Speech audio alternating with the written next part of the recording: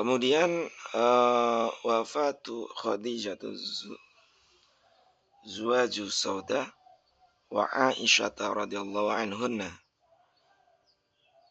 fi sanatil ashirati minan nubuwati tuwfiyat Sayyidah Khadijah fahazina 'alaiha Rasulullah sallallahu alaihi wasallam khuznan syadidan li'annaha kanat tuhibbuhu wa tamna'u anhu adza Quraisy. Pada tahun ke-10 dari tahun kenabiannya Kanjeng Nabi ini, Siti Khadijah meninggal dunia ya.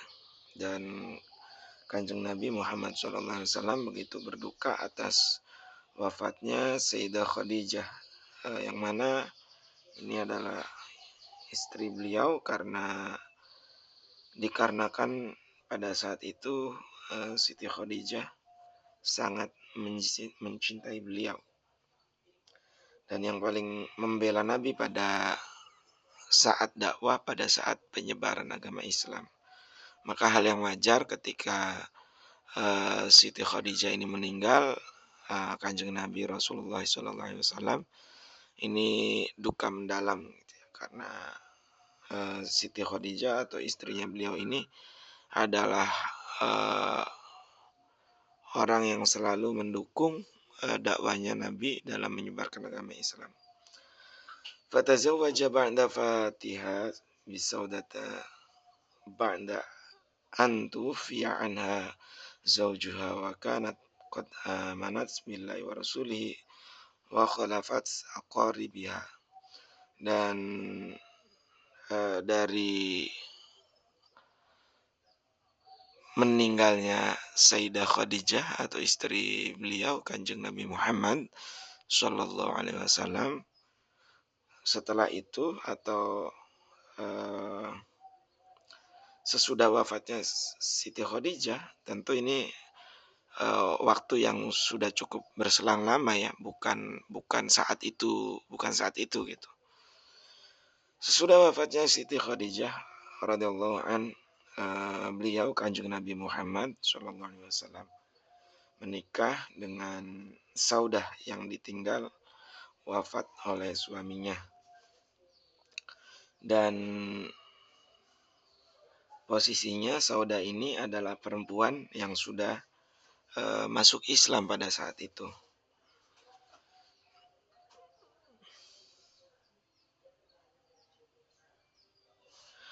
Wa ba'da syahri aqada ala Aisyata binti Abi Bakrin Siddiq wa hiya fis sabi'ati min umriha.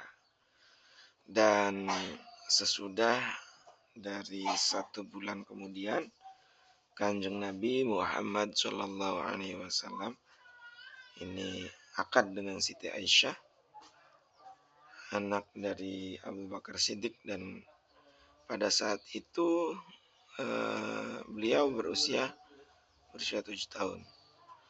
Walamma tazawwaja bikran ghairaha wa dakhala biha fil Madinah.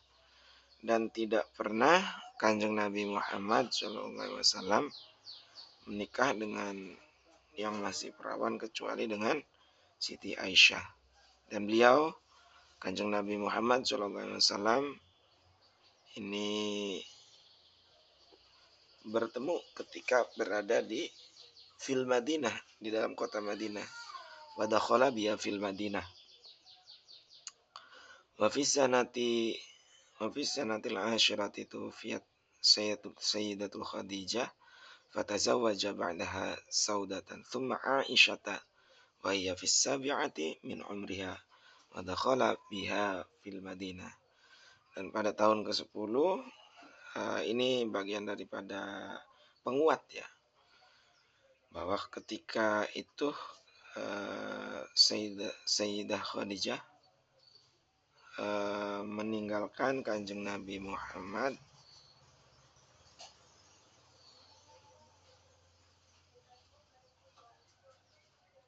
maka Kanjeng Nabi seusai atau setelah selang lama Kanjeng Nabi Muhammad menikah dengan Saudah, lalu dengan Siti Aisyah ketika Siti Aisyah ini masih berumur 7 tahun, dan Kanjeng Nabi ini bertemu ketika berada di kota Madinah.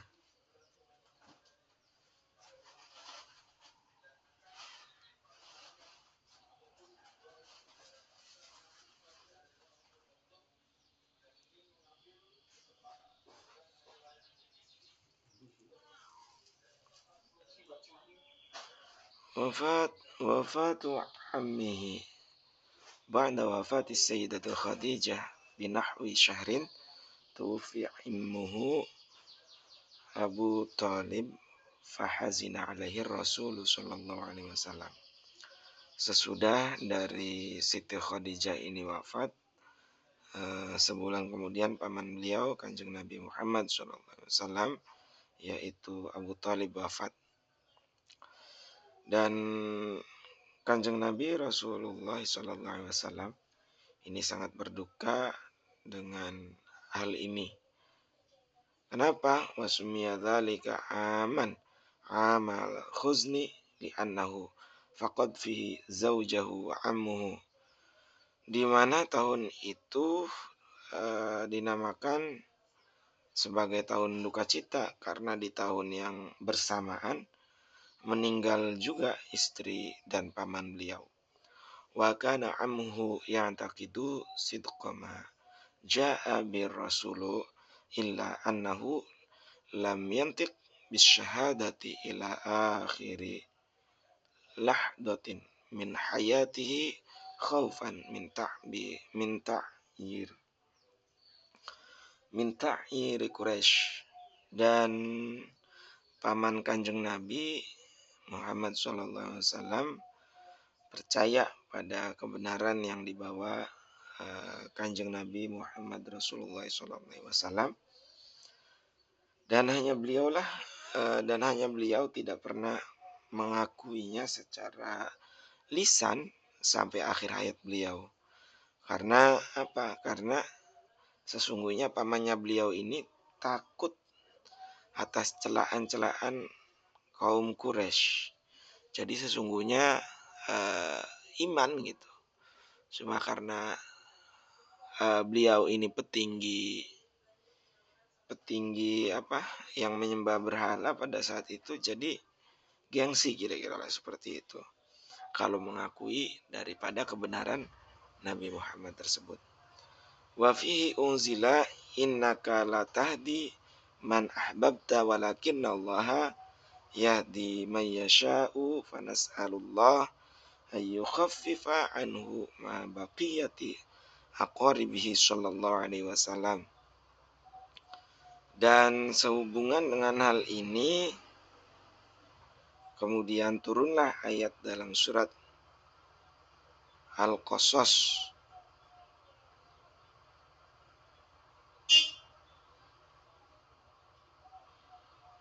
yang mana sesungguhnya daripada surat ini mengatakan innaka la tahdi man ahbabta walakinallaha yahdi man yasha'u fanas'alullaha ayyukhaffif. Sesungguhnya kamu tidak akan dapat memberi petunjuk kepada orang yang kamu kasihi, tetapi Allah memberi petunjuk kepada orang yang dikehendaki. Dan Allah lebih mengetahui orang-orang yang mau menerima petunjuk. Ini menjadi penguat bahwa setiap orang itu tidak akan dapat memberi petunjuk kepada orang kecuali Allah itu menghendaki gitu ya. Jadi artinya dengan kaitannya pamannya Nabi ini sesungguhnya memang Allah tidak menghendaki. Allah tidak memberikan petunjuk kepada pamannya Nabi. Bahwa kemudian pamannya Nabi ini percaya itu bagian daripada sesungguhnya kebenaran. Siapapun orangnya atau siapapun di antara kita itu pasti pasti menerima akan kebenaran. Tapi mau mengakui atau tidaknya itu kembali lagi kepada apa yang Allah kehendaki.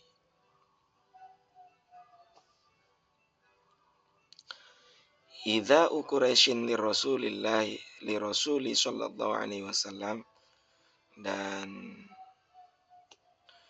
ini adalah salah satu di mana bab menjelaskan tentang kaum Quraisy ini selalu mengganggu atau mengganggu Nabi gitu ya.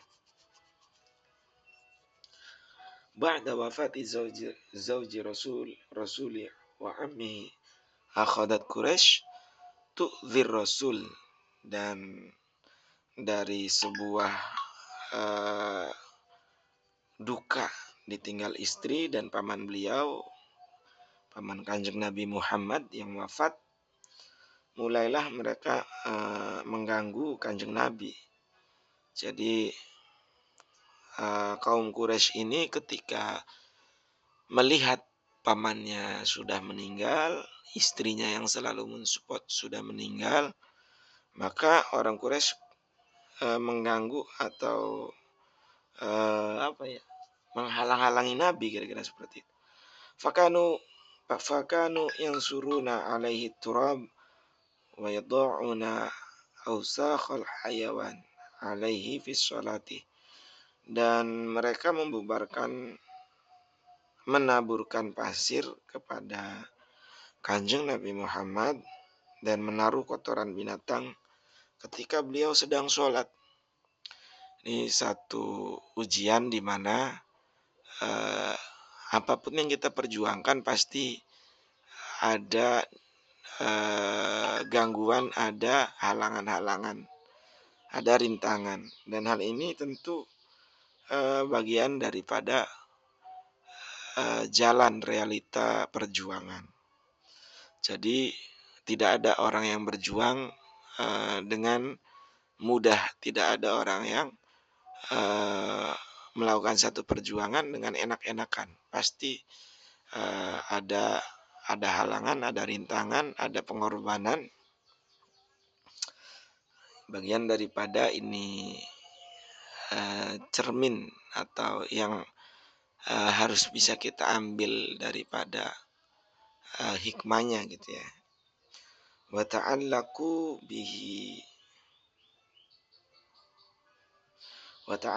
bihi marratan wa qalu lahu antal ladzi turidu an taj'ala alihata ilahan wahidan, dan sesekali mereka mengikat dan menghujat beliau sambil berkata, engkaulah yang akan menjadikan Tuhan-Tuhan kami menjadi Tuhan yang satu. Fataqaddama Abu Bakrin wa khallasahu minhum wa qala lahum ataqtuluna rajulan ayyakula rabbi Allah. Maka kemudian majulah Abu Bakar radhiyallahu an dan melepaskan dia Kanjeng Nabi Muhammad SAW dari gangguan mereka, dan berkata kepada mereka ini ya orang Quraisy maksudnya, yang selalu mengganggu Nabi. Apa kamu hendak membunuh seseorang karena ia berkata Tuhanku ialah Allah? Ini ditegaskan oleh Abu Bakar. Kira-kira ya kalau dalam bahasa Indonesia, kalau kamu mau mengganggu Nabi, langkai dulu mayatku, kira-kira seperti itu.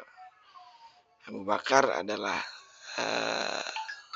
orang yang membela Nabi ketika Nabi ditinggal oleh pamannya dan oleh istrinya. Ishtadda idza'u Quraisyin lin Nabi ba'da wafati zaujati wa ammihi hatta hammu biqatlihi. Ya, jadi jelas ya bahwa gangguan kaum Quraisy semakin menjadi ketika istri dan pamannya Kanjeng Nabi Muhammad ini wafat, dan bahkan mereka bermaksud membunuh Kanjeng Nabi.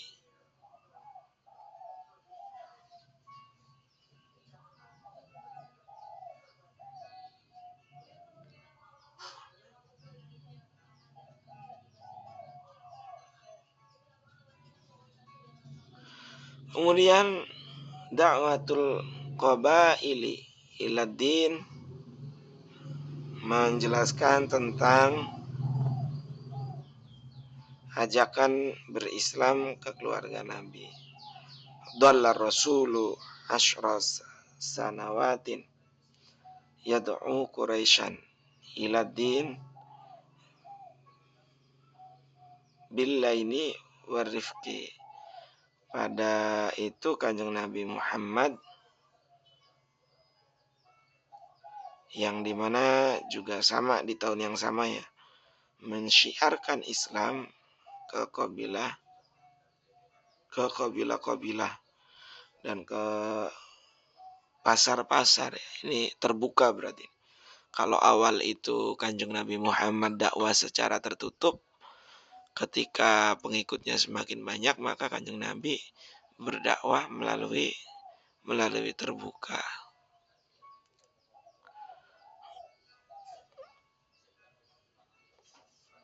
Dan Kanjeng Nabi pada tahun yang sama mensyiarkan Islam ke pasar dan kabilah ini tentu memiliki tujuan ya.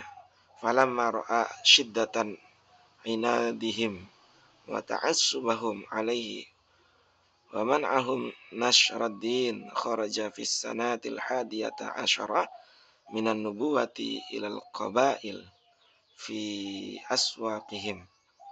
Dan Rasulullah Shallallahu Alaihi Wasallam mengajak kaum Quraisy menuju Islam selama 10 tahun dengan halus dan penuh kelembutan. Pada saat itu ketika Kanjeng Nabi Muhammad SAW melihat kekerasan perlawanan dari mereka, maka bencinya mereka kepada Kanjeng Nabi Muhammad ini dan rintangan mereka kepada syiaran Islam atau menghalang-halangi gitu ya. Wasara yad'uhum ila din fakana minhum mayyaruddu raddan qabihan wa minhum mayyaruddu raddan hasanan.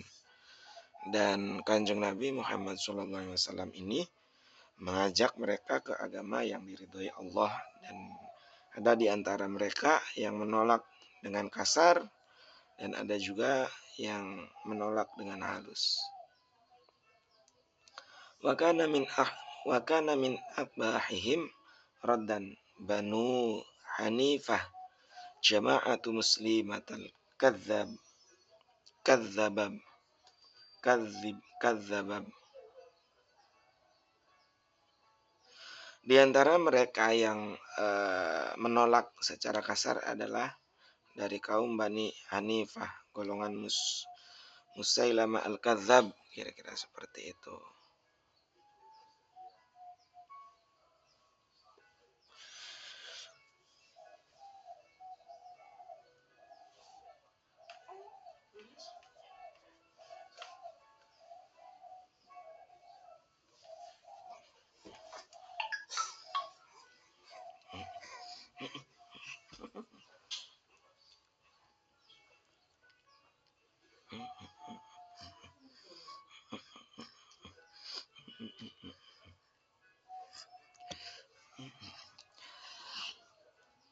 Bada'a Islami Ansor, dan permulaan daripada Islamnya kaum Ansor. Bada'a Islami Ansor wallahu alam bishawab. Assalamualaikum warahmatullahi wabarakatuh.